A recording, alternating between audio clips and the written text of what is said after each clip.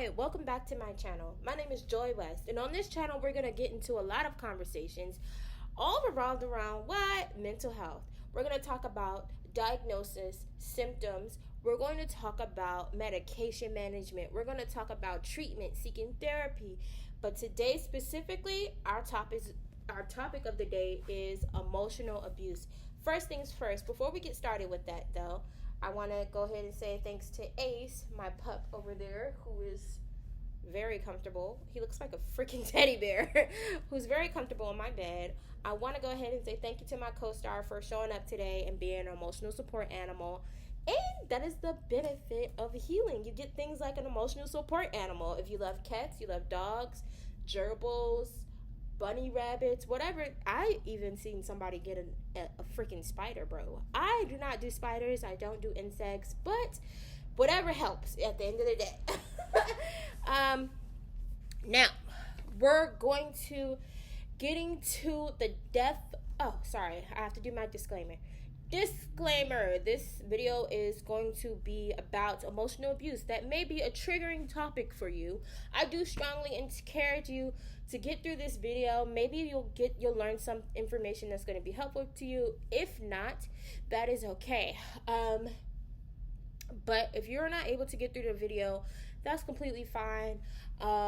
Just know, click out whenever you feel a little triggered. Maybe you'll finish it later, have some conversations about the video, whatever you need to do. I am not a healthcare professional. I am not a healthcare provider by any means. I am a patient. So, child, we're going to be in the hospital together. So, no, I'm kidding. We won't be in the hospital together.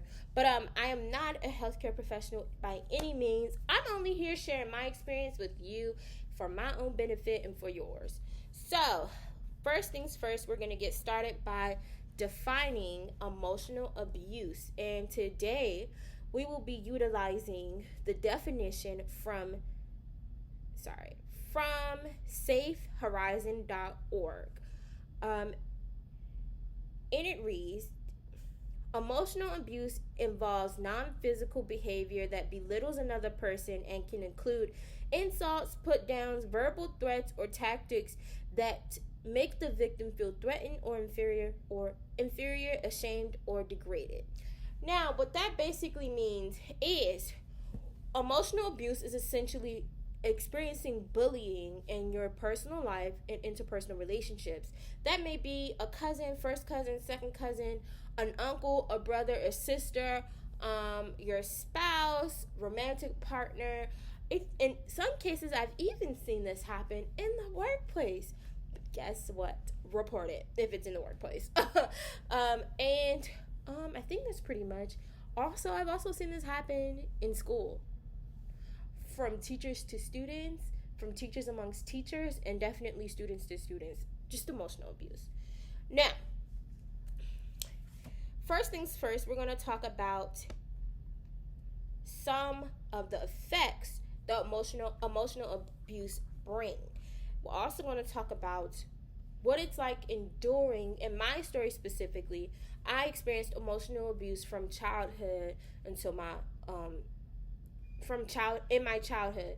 So for my story specifically, I experienced emotional abuse within my childhood from the age about 8 or 9 to, I would say, 14 to 15. So yeah, that was when I had my experience with emotional abuse. And we're going to talk about the effects emotional abuse has on children and how we can go ahead and combat and reverse those effects, the work that you'll have to put in. And let's get started by going over some of the effects of emotional abuse. So,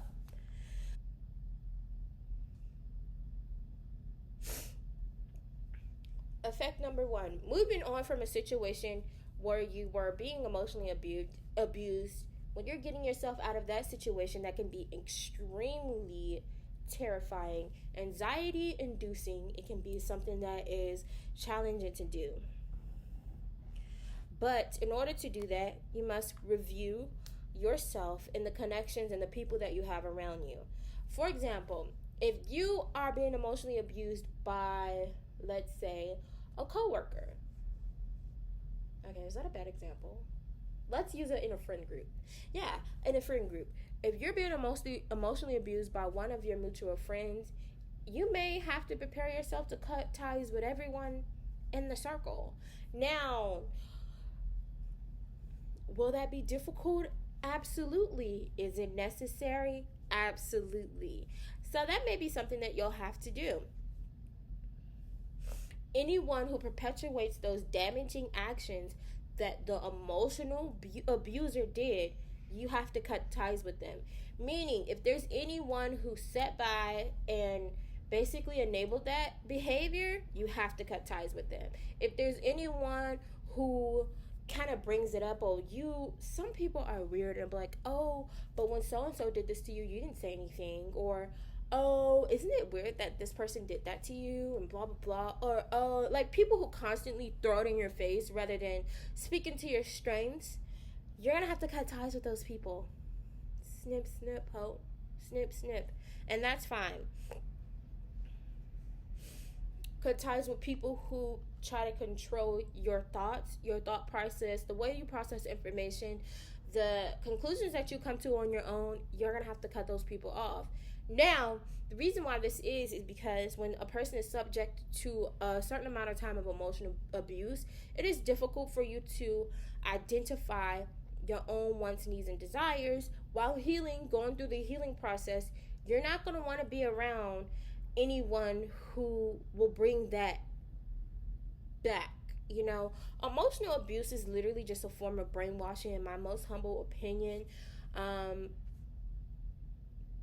Yeah, I was gonna use R. Kelly as an example, but I'm gonna just say it.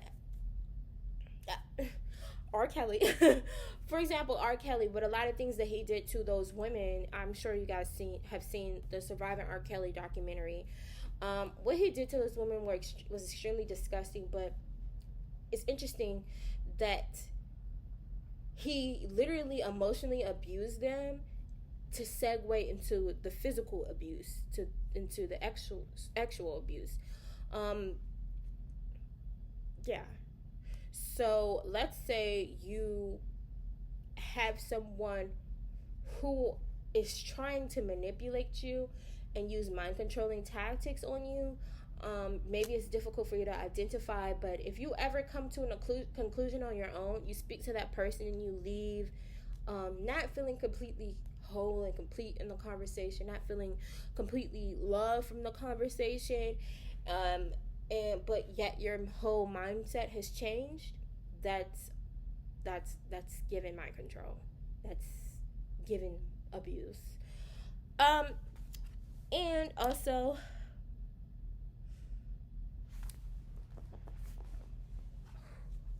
know that people who truly love you and value you, they're not going to go out of their way to make you look crazy.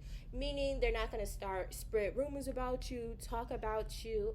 That person is not going to degrade you, say that you're a liar, you're just making things up.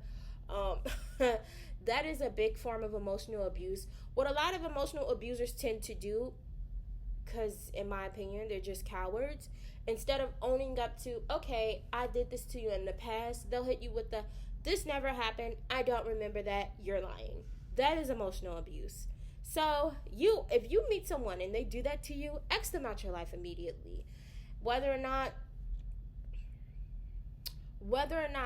they intend to continue emotionally abusing you, that has nothing to do with you. What has something to do with you is your responsibility to yourself to make sure that you don't see yourself in the same situation repeatedly. So the reason why these things are so important is because once you go through something as traumatic as emotional abuse, it is easier and you're more susceptible.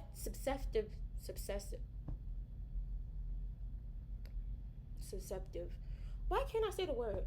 It is easier for people who are mentally unwell up here to draw you out and to abuse you further. For example, and you're more prone to be abused in other ways. Another side effect of emotional abuse is you may experience feeling numb and hopelessness. The inability to form meaningful relationships. So if you've lost your hope and the ability to form meaningful relationships, What that just means is you're constantly going to think about the thing that happened to you, small details, and how other people. Sorry. An example of this is the loss in faith in the ability to create meaningful and long-lasting relationships with others. That just looks like constantly thinking of the things that went wrong in the relationship, or when you were emotionally abused and by that person, when you experienced that, constantly thinking in the back of your head when meeting new people that they have the same agenda as the abuser. Well, I'm here to tell you that is not the case. Every person that you meet does not have the agenda of that one person who's literally just sick in the head. That person is like a little booger you flip off. Pew! It's gone. Where are you? It doesn't matter. Their significance in your life is extremely minute. They don't matter. So once they're gone out of your life, it is your responsibility to get that person out of your life. Once they're gone, the effect of them, you have to do the work to get past that effect. Now, you have to do the work in order to get past that effect of what that person did to you. Now, what you do is you get yourself a therapist, child. You seek some emotional help, some emotional healing. You make a connection with yourself. You move past that. And when moving past that, meeting new people, you can make those connections to those people, and bring the best version of yourself to those people. So whatever relationship you desire from that person, you can bring yourself to that relationship. You don't want to be in a place where, since you have not done the healing work that you need to do, that you're not able to connect with that person. And let me give you an example. Let's say you were emotionally abused in your childhood by a female, by a woman, by a female. It may be difficult as an adult, the adult version of yourself, to create meaningful relationships with other women. You may begin to identify different experiences. Let's say that person who emotionally abused you also constantly betrayed your trust, which basically that's all emotional abuse is. Because when you have a relationship with someone, especially in your interpersonal life, it's literally just a nonverbal contract. They're going to respect you, your feelings, and you're going to respect them, their feelings, and their boundaries. Period. That's all it is. We went in contract with one another that we're going to respect each other's emotions, our feelings, and our boundaries. That's all that is. Now, you may have experienced constant betrayal, and you may think of other new women that come into your life thinking, oh God, I'm losing my train of thought. Girl, when you experience other women that come into your life, you may constantly think of the ways that they can betray you, whether that be from, this is a terrible example, but whether that be from getting really closely acquainted with a woman and they sleep with your man or something like that, girl, I don't know. Or it's just in the form of them telling your business to other people, which I experienced as well. Or it's in the form of them constantly nitpicking, or some women get into friendships with one another, but they're extremely jealous, which I don't understand that, because there's nothing another woman can have that you can't have, whatever. Anyways, so that is what I mean by that. The next one is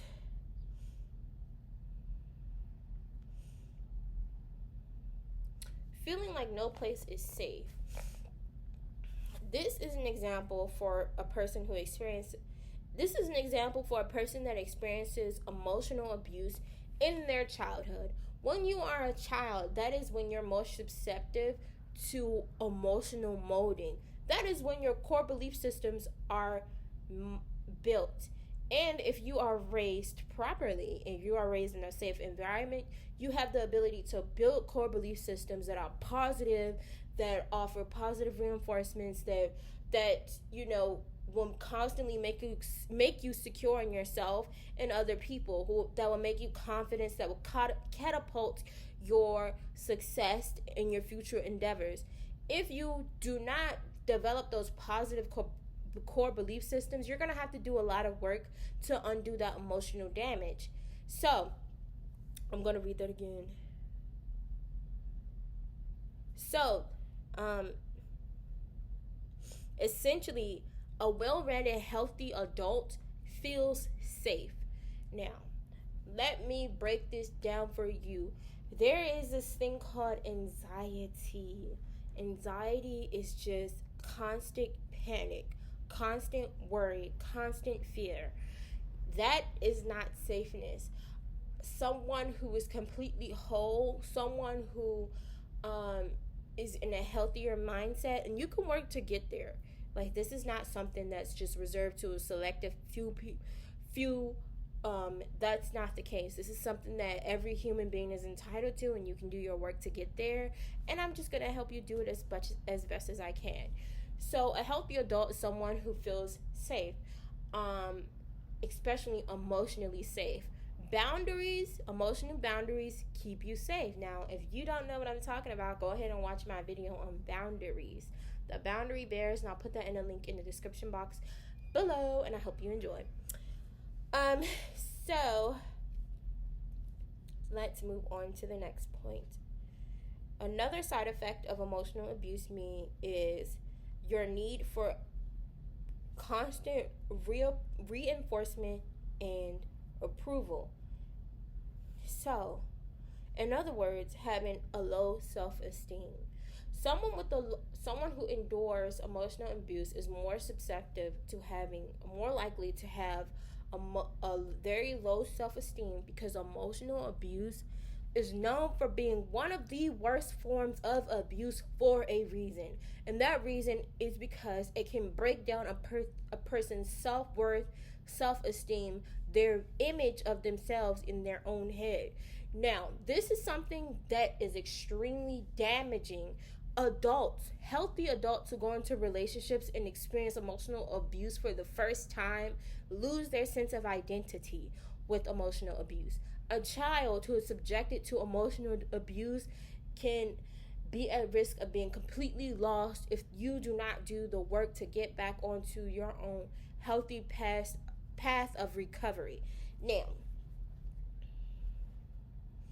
having a low self-esteem is not so much about, for me, it's not so much about, the outer appearance. That may be one of the things, but I believe, speaking from my opinion, for most people who endure emotional abuse, low self-esteem just kind of looks like not feeling that you're wanted to be around. When a person abuses you emotionally, it questions, why are you even around? It makes a person question, why are you even around me? Why do you even come around me? You clearly you hate me so much. You're clearly very miserable. Why do you want to be around me?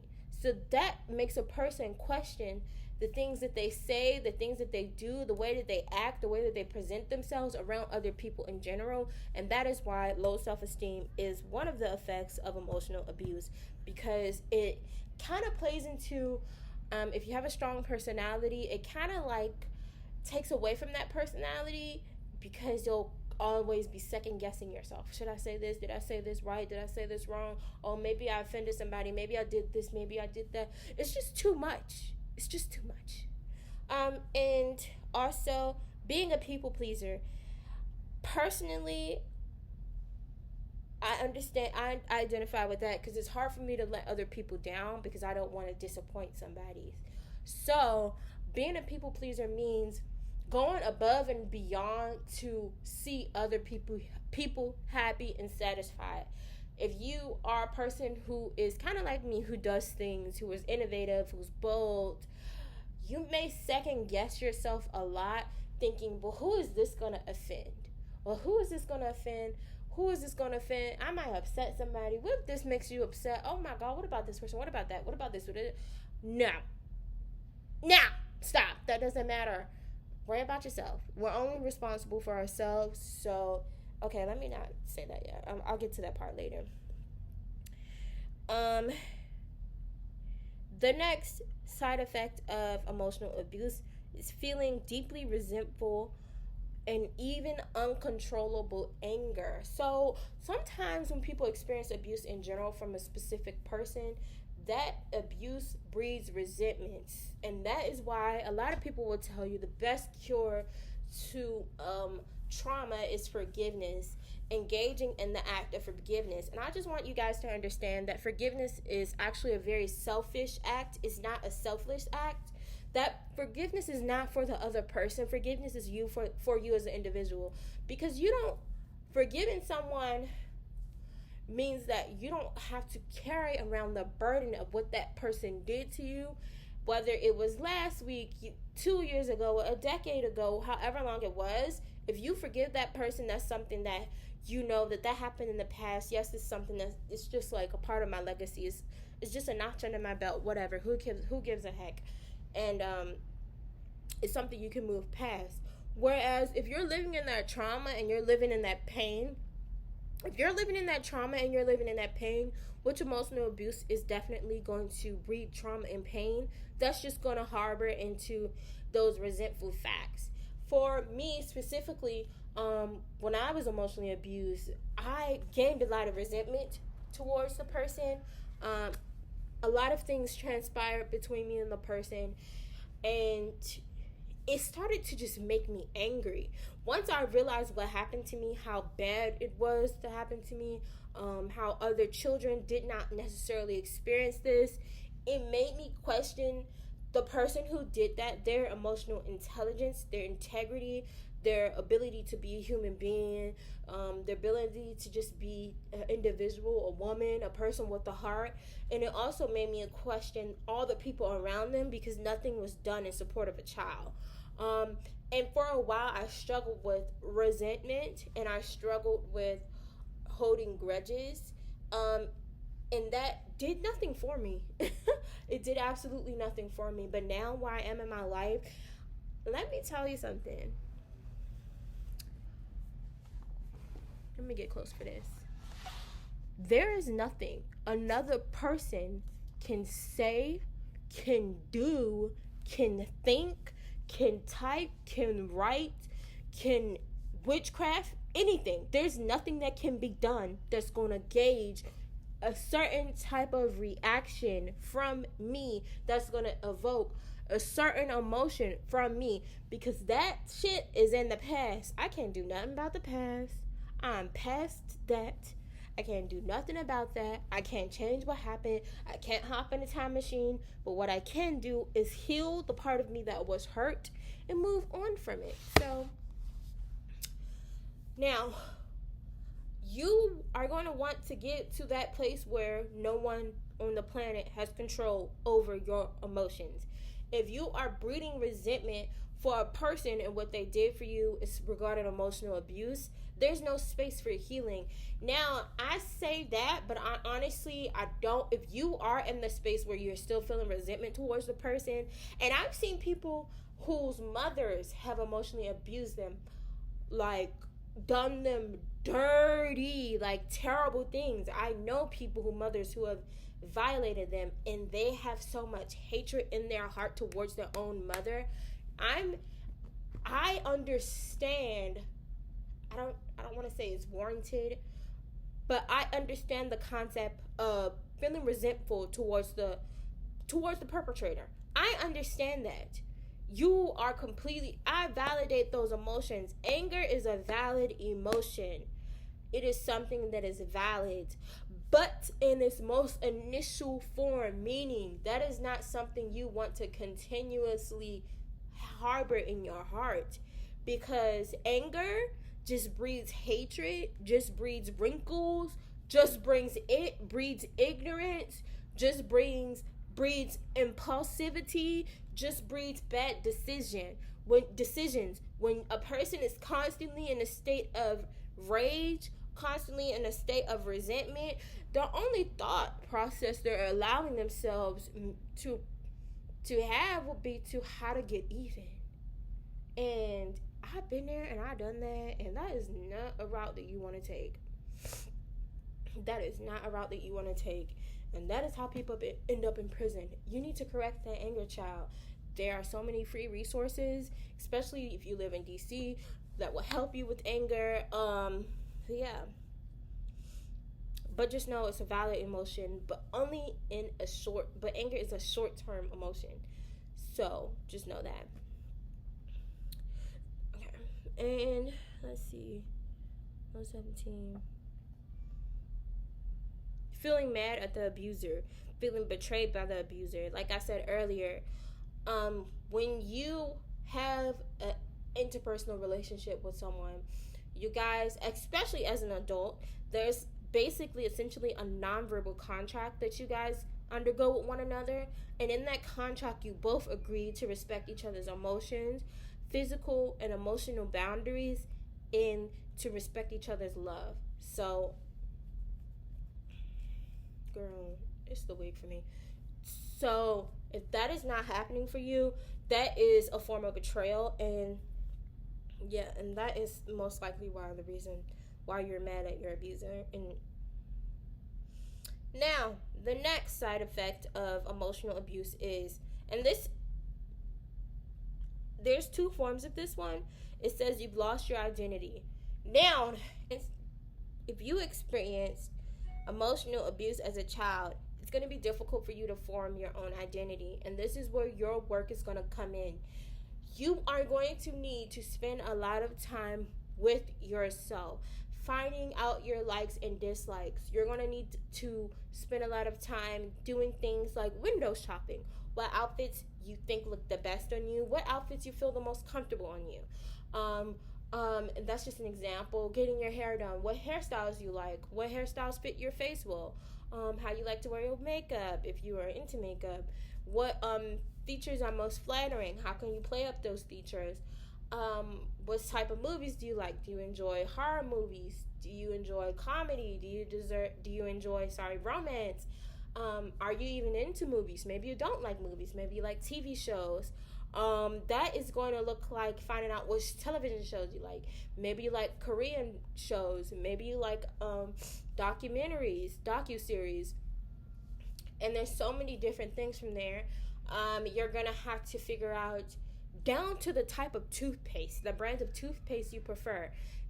When you go into the store, matter of fact, here's the thing. Go to Target right now or just Google brands of toothpaste. There are over hundreds of brands of toothpaste. You are going to need to be able to say, this is the brand of toothpaste I like. Maybe it's the Whitening Crest toothpaste. That's the one that I like. And the reason why I like that is because that keeps me fresh. That keeps my breath fresh all day long. Okay? Maybe you're like, nah, girl. I like, what's that brand? Arm & Hammer. Because I like to... I don't know, maybe you used to brush your teeth with baking soda back in the day. Maybe that's something, a family tradition that was passed down, and you like that Arm & Hammer uses baking soda. Maybe you like that completely vegan option, which I cannot recall the name of it, which I wanted to try. Or maybe you're like, you know what, the charcoal route is for me. You have to be able to identify things as simple as the brand of toothpaste that you prefer, why you like it, what about it you like, and why it works well for you. You should be able to have those conversations with yourself, and this is all a form of your identity.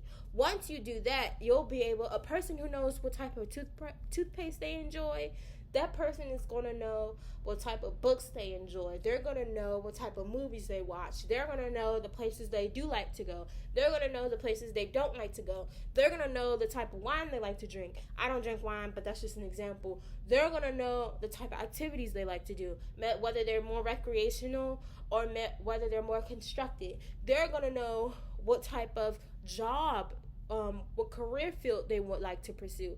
This is extremely difficult work. If you were abused emotionally as a child, it can be extremely difficult for you to do that work, but I strongly encourage you to do it because honestly, it's the most freeing process that is out there. You're going to be able to identify things as little as, if you could describe yourself in 3 flavors of cake, if you could describe your sense of humor in 3 flavors of cake, what they are and why. Oh, I would say, for myself, I would say strawberry. First of all, because My sense of humor is extremely bubbly and surprising, and that's what the strawberry flavor gives. I would say milk chocolate, because my sense of humor is extremely soothing, meaning I'm able to make people laugh or put smiles on people's faces at a time where most people cannot.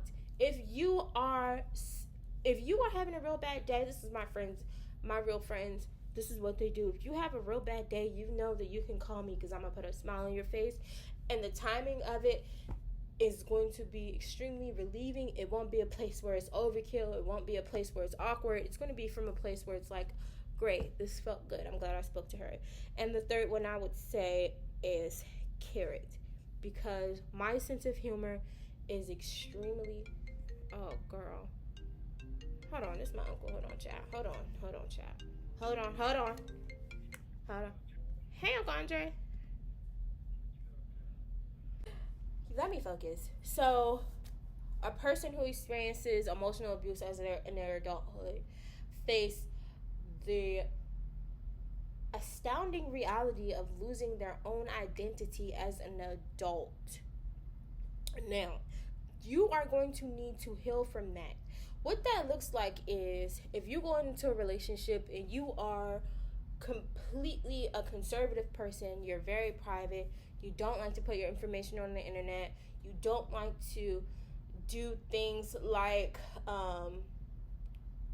as simple as, I don't know, constantly posting your location, as far as like if you're going to a dinner or something, but then you get into a relationship, you fall in love with this person, and they tend to be emotionally abusive.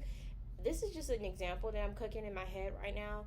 And every time that you tell them, listen, I don't feel comfortable putting my location on the internet, I'm just not that type of person, I'm a private person, they like gaslight you. They tell you like, oh, you're boring, you're paranoid, you're fucking crazy, you know.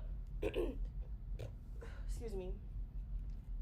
Oh, and they just go in, and you get to the point where you've been with this person for so long, you start doing things like, wherever you go, you put your location on the internet. You do the little Snapchats. Oh, I'm here. Oh, I'm doing this. But this is something that you were strongly against for your own reasons prior to meeting this person. Now, that is a form. I'm going to just move on to the next point, because at this point, I've completely lost my train of thought. It was loss of identity, your identity. Whatever you use to identify your sense of self, if you notice that those key points are stripped away, have slowly eviscerated, you are gonna want to get that back. You're gonna want to do the work to get that back. And let's say you are a dog, you're an animal lover, you love animals. Oh, this is a good one. You love animals. You go into this relationship with two animals, and then because of the relationship, you get rid of your animals to please your partner. Once you're out of the relationship, now you no longer have your animals, and you no longer have your partner. So at this point, you try to go get another animal, but you hate them now. All of a sudden, you have a resentment towards all animals. You have no patience for the animal. You don't want to clean up after the animal. You don't want to feed the animal. You don't want to take the animal to do animal things, like take the dog on a walk or take the cat to the vet, whatever the case may be. You don't want to get pet care for the animal when it's necessary. You just straight up hate the animal. And this is not a problem that you had before, but now you hate the animal. You hate the way little dogs growl. You hate their barks. You hate the way the cat's fucking whiskers shed. Just stuff like that. You just like get something about it just makes you angry, and you want to just like, I don't know. And then all of a sudden you evict your animals. Xavier is he don't need to be hearing this. He don't need to be hearing this, girl. But that is a form of identity that is lost. What you would need to do in that case is remember the time where you were truly excited for your animals, or you truly love your animals, truly love animals in general. I remember the first time I ever saw a cat, actually. Stuff like that. The first time you saw an animal. I remember that. That's crazy. I just remember that.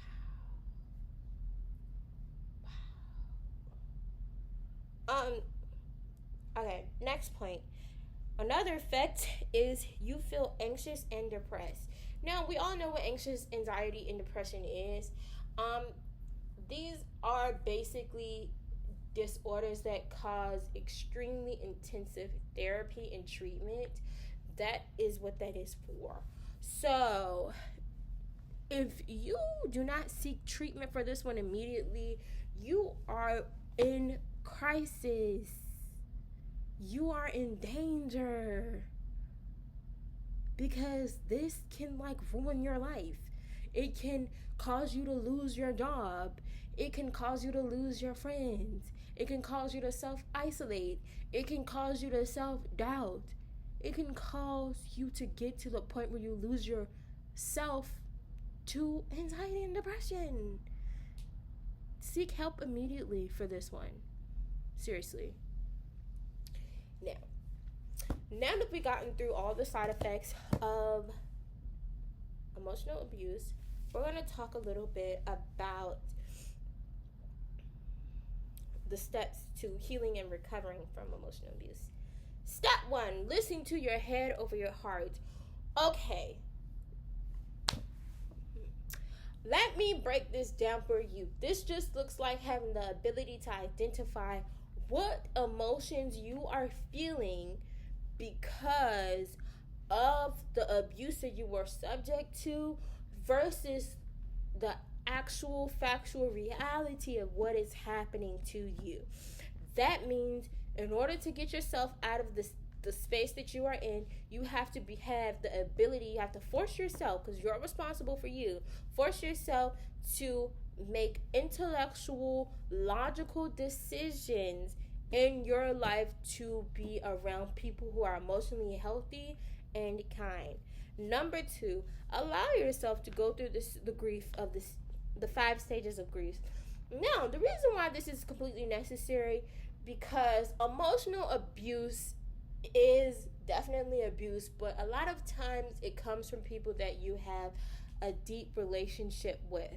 You need to grieve that relationship, get past that relationship so that you can move on. You need to get past that so that you can move on. And I love that it says allow yourself to go through the 5 stages of grief, because emotional abuse is something that can't be bargained, in my opinion.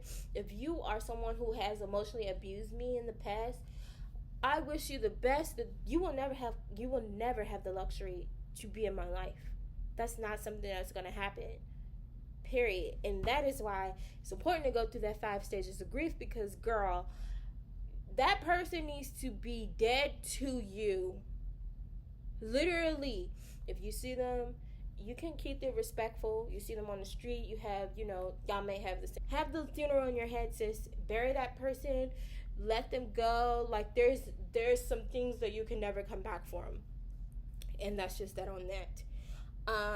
And going through the 5 stages of grief with that relationship, especially if you, and I feel really, this is really difficult for people who were extremely close with their abusers. Some people have really close relationships before they start encountering the abuse from their abusers, and that really sucks. But that, oh my god, it's really bad. Say you're being emotionally abused by a narcissist. They do this thing called flower bombing, and you just crave that attention so much. That love, that adoration, that affection, you'll crave it so much. But at the end of the day, if it's causing you pain, it's not needed. The next stage to healing is work through your anger in ways that are constructive and serving to you. work through your anger in ways that are constructive and serving to you. What that means is do things like art. If you're into art, I love art, child. If you're into art, maybe you can't draw like that, but maybe you can take a class, pottery class, painting, sketching, whatever the case may be. Maybe you're into music, poetry. Maybe you are into, there's something called a rage room. This is really good. I've only been once, and I it was fun, but I enjoy axe throwing better because it feels like it kind of has that competitive feel to it, especially if you go with another person. So you can do things like that to take those frustrations out. Do what you need to do to get past it, and yeah, in a constructive way. But like I mentioned before, anger is a valid emotion, but only in the short term. So you can't be angry about something for 20, 30 years and think it's going to serve you in any way, because it's 1000% not. However, if you have a moment of anger for a brief period of time due to a cause and effect situation, that's completely valid. And anger, when you feel angry about, the reason why human beings have the emotion of anger is to allow you to know when your boundary has been crossed and for you to set that boundary and make it clear. That is the only reason why anger is allowed. Think about it. A person only gets angry when they feel disrespected, and disrespect only comes from what? When a boundary is crossed. That is what anger is for, so that you can create your boundaries and stick to it. Now, number 4. Do something to build your self-esteem. I wrote down a few notes for this one. So for me personally, what helped me build my self-esteem was, first of all, being pretty naturally. But I'm just kidding. That's a moment of vanity. But makeup allowed me to build my self-esteem because it allowed me to play onto my more flattering features. It allowed me to become different people. Throw on different wigs, child. But if you are at a place kind of where this is where I was mostly, I thought makeup did help me tremendously, but what helped me the most was other self-esteem building activities like rock climbing. That is a confident inducing activity. Like traveling, that is something that it exposes you to different cultures. It exposes you to different types of people. Even if you can't go out of the country yet, maybe you can do a few road trips, take a few bus trips, you know what I'm saying, and do things like that. And that just allows you to have access to different things, different people, and that builds your confidence there as well, because you'll see that the world is bigger than that. You'll be able to see that the world is bigger than that emotional abuse situation. That movie was good. Hostel 3. Sorry, Netflix is up in like the little it's like previewing movies, and Hostel 3 was so good to me. It was so good. It was gory though. Ooh, it was gory. I can't have it like this. I was like, I can't watch that. But yeah. I wrote down a few examples. Exercising. A lot of people do bodybuilding. I have seen a lot of my male friends actually who, I'm saying a lot, girl. Some of my male friends who were subject to emotional abuse got into bodybuilding and start winning competitions, start winning money, start, getting their name out there. And it really helped them in their confidence. It really helped them. It's like seeing them become another person. It was a great experience to have, just to witness. Being a speaker, being a vlogger, a YouTuber, being someone who's a public speaker, a preacher, a pastor, someone who does humanitarian work. Because honestly, I'm gonna keep it real. That is something that I'm gonna get that has helped me more than anything. Doing humanitarian services. I feel like I'm not pronouncing that correctly, but that is something that's helped me more than anything, because there is nothing that warms the soul for me personally than helping another person. That's just how it works for me. I could be anything. I could be at any point in my life. You know what would help me when I was when I was in high school, while people were worried about, being prom queen, prom this, homecoming queen, homecoming that, having, being social. You know what I was doing? I was feeding the homeless every Saturday with my church. I was going from church to church. I was getting involved in,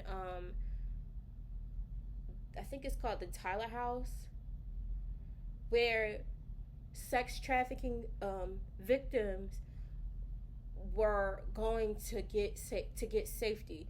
I was involved in stuff like that, and that's honestly what got me through a lot of my teen years, was doing humanitarian work. For some reason, I just fell off, just being super depressed. But honestly, I really think, I'm just thinking out loud at this point, but I really think that that's something that built my self-esteem for sure. For sure, 1000% was doing humanitarian services, because it's just something about seeing someone. It's so grounding, and it's like gravity. It's like gravity pulling, and it's something that truly warms the heart when you can see how a person is so appreciative over something as small as a cream pop soda. Oh my God, are you serious? Tears in their eyes over a cream soda. It's something like in that just warms my soul, And that's something that built my confidence as well, because I always knew, like, y'all hosts, y'all could worry about the boys and the drama. I'm finna go feed the homeless. Like, stop what y'all got to do. And yeah, that's something I'm getting back involved in now in my adulthood. So it could look like, for some people, is rapping, doing hair and nails, not exposing, but showcasing your talents, whether you're an actor, whether you're a dancer, a singer, whatever the case may be. Showcase your talents, and that, getting those compliments, getting that positive reinforcement, that positive feedback from other people can be extremely liberating, and can be a way to build self-esteem. But I would strongly encourage self-esteem building exercises like rock climbing, like bungee jumping. Oh girl, I want to go bungee jumping. Like going to camping in the woods. Just don't go to the Blair Witch Woods, girl. And so now we're gonna go to step 5. Re-examine your values and opinions. So the reason why we have that there is because your identity can be in crisis once you leave an emotionally abusive situation. So you have to have a serious conversation with yourself. We are in a world that is completely changing. Things like gender is being called into question. Things like sexuality is being called into question. Things like race is being called into question. Political ideations is being called into a question. Did I already say religion? Spiritual beliefs, religion, that's being called into question. These are conversations that you need to have seriously with yourself. What is your belief system? Do you believe in a higher power? Do you believe that you should answer to anyone? Do you believe that all people are created equally? Do you believe in human rights over anything else? Which I do. I believe in human rights. Do you believe in Black Lives Matter? Do you believe in All Lives Matter? Do you believe in justice for all? Do you believe in correcting the judicial system? These are things that you're gonna want to have serious conversations with yourself. And we do live in cancel culture, and if you have these serious conversations with yourself and you find out, hey, actually my opinion is different from popular belief, it's okay that you keep that to yourself. And I would strongly encourage that, because I don't see a point in putting out negativity into the world. I would encourage you to have an open mind 1000%, but you're entitled to whatever opinion that you have, whatever. But these are conversations that you need to have.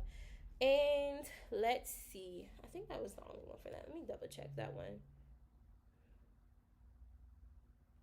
Oh, let me check. I want to double check that. It's the only one I have for that.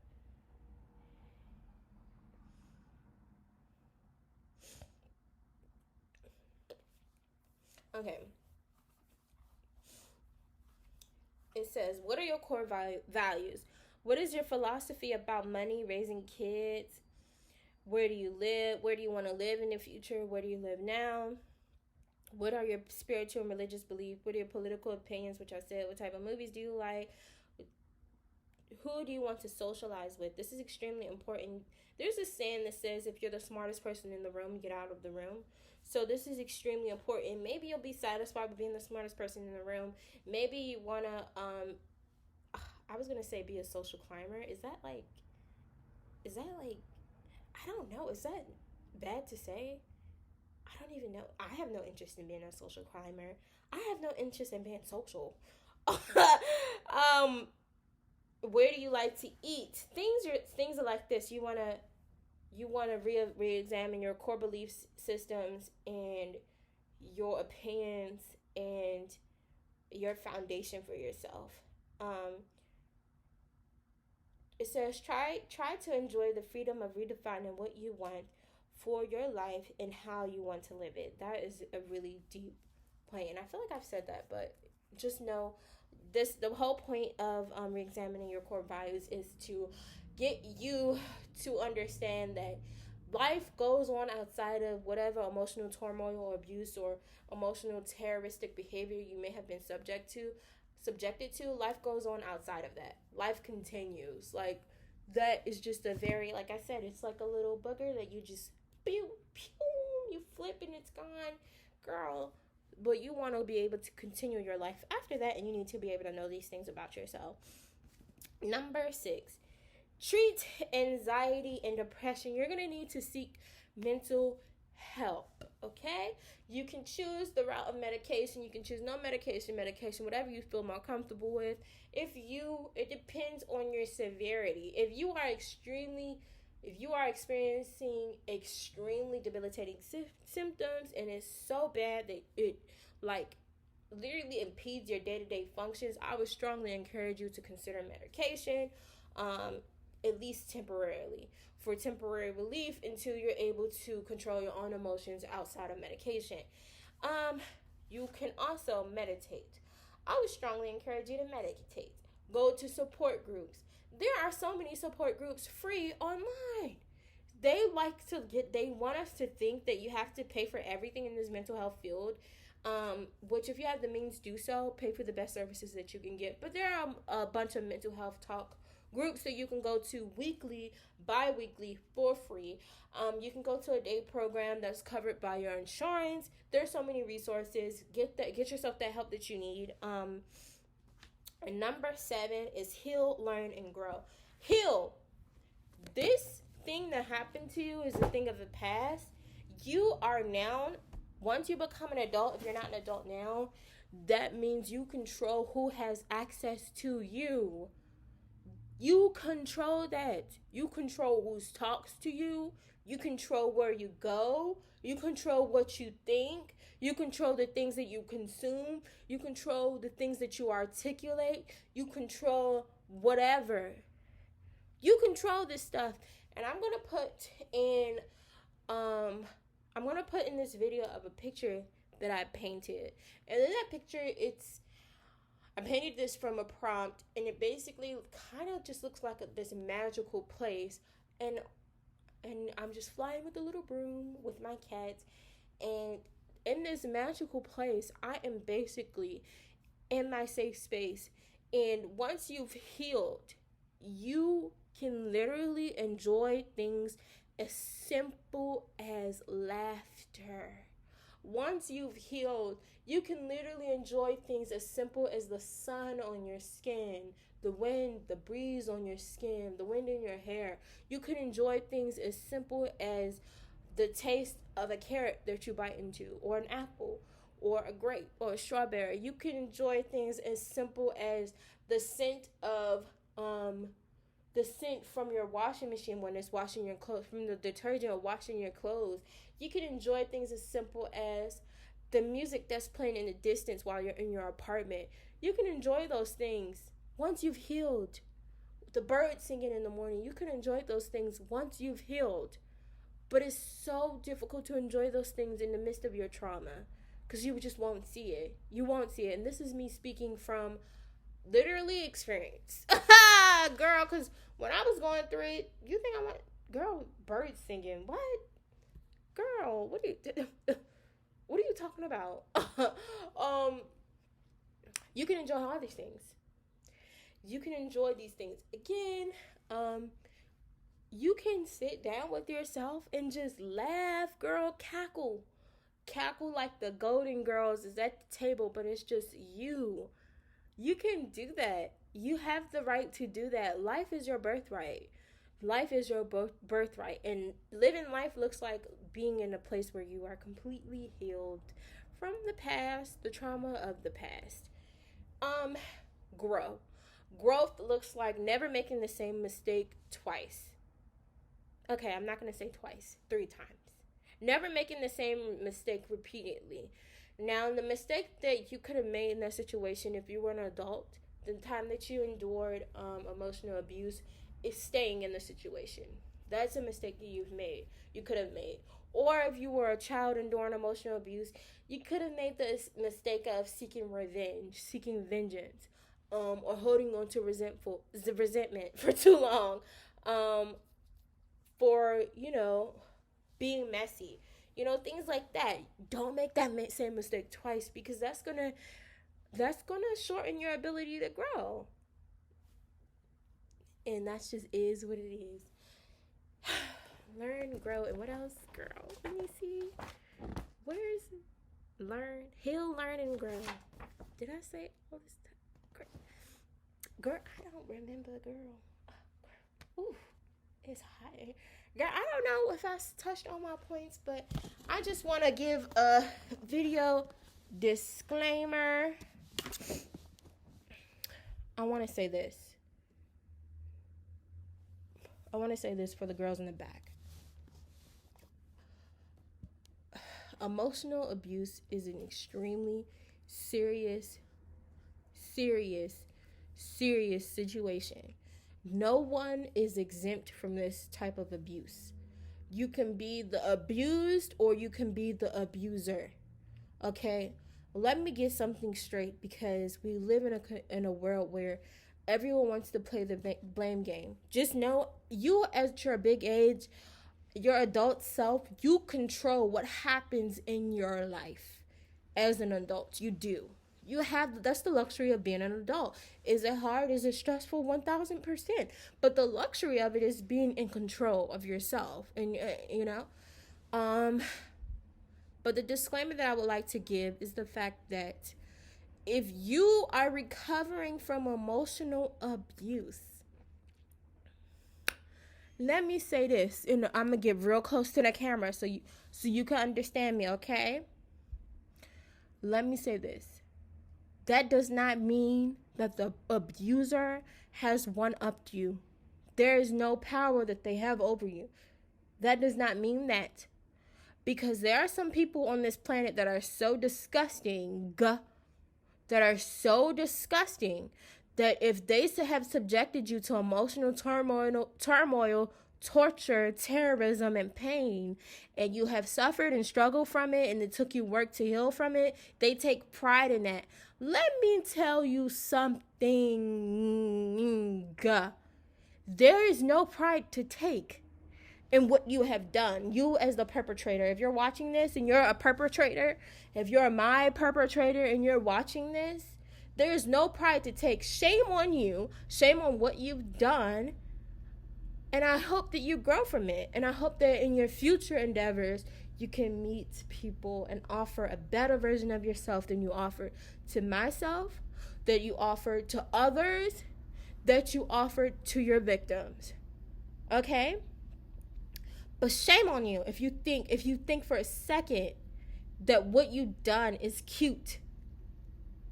Shame on you if you think for a second that what you did was socially acceptable. If you have no conscience, you're just not a lady. And that's all I can say.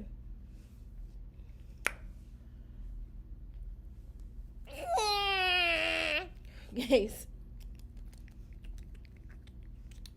Okay, I don't want him to, kiss me in the mouth, because, he licks his balls. Stop it. But I like air kisses. Like, watch this. I'll do.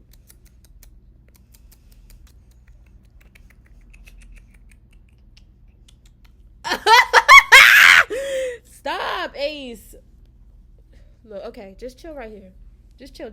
Oh, okay. Girl, I really think he a baby. Y'all want to see the bottles I bought him? Okay, let me just do this.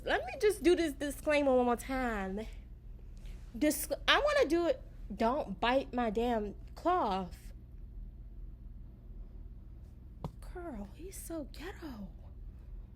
Ghetto. Why?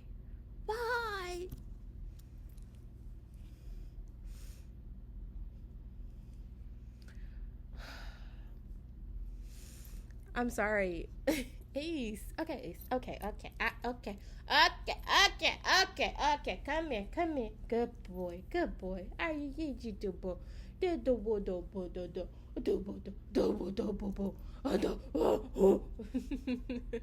I'm just kidding. But yeah, disclaimer.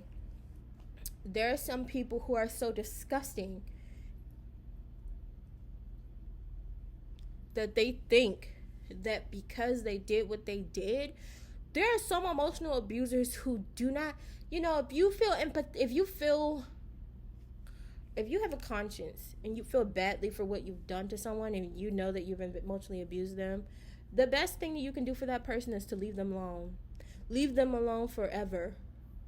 To never involve yourself. If you see them walking towards you, walk the opposite way.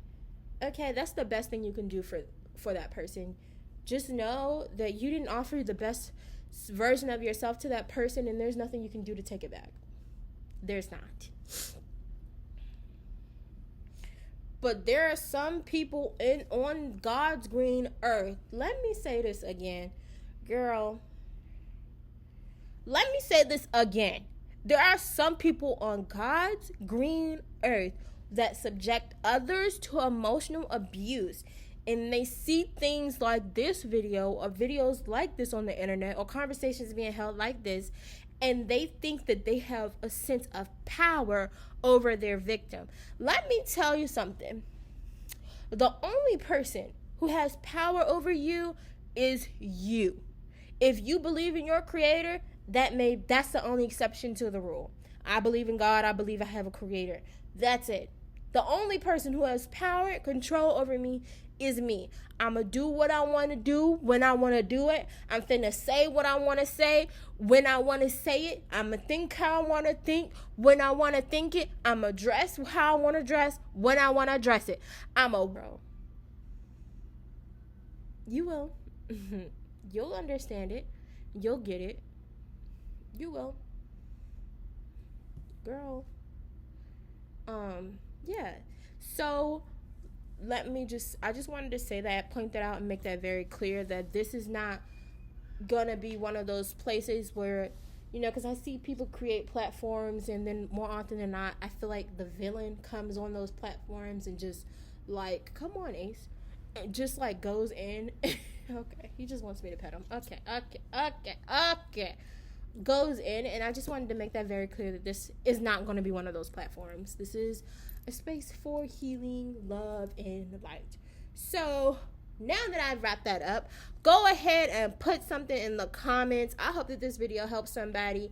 If you feel like you know someone who has been subjected to a version of emotional abuse, go ahead and share this video with them. And we'll have more videos much like this soon to come. I was posting every day, guys, and girl, it got difficult. There's no excuse. I have footage in my phone that needs to be uploaded, and I'm going to do that. I'm probably going to drop 2 videos today. I did that Nicki Minaj. I say Nicki Minaj. I've done that Nicki Minaj review, and honestly, it's so late in the game. I'm like, why should I even drop it? But then honestly, it's footage, and it's, going to help me stay consistent. So why not? I'm going to drop that. And go ahead and like, comment, subscribe. Drop some comments in the comment section. Let me know your opinion. Let's get this conversation started. Go ahead. If you want to see any particular videos, feel free to DM me. Okay, AC. Okay. Look at him. Ooh, you okay? Ace, look. Ace, look at the camera.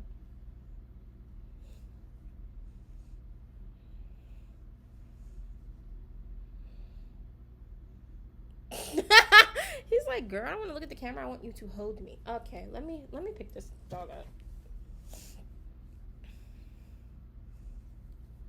What do you want me to do then? You don't want me to hold you, so what do you want me to do? Girl. Oh. Okay, he's sitting on my lap now. So yeah, go ahead and let's get this conversation started in the comment section below. I hope that you enjoyed this video. Send it, share it, like it, repost it, whatever you need to do to get this conversation out and about into the world. Thank you. Bye. Stay tuned to my next video.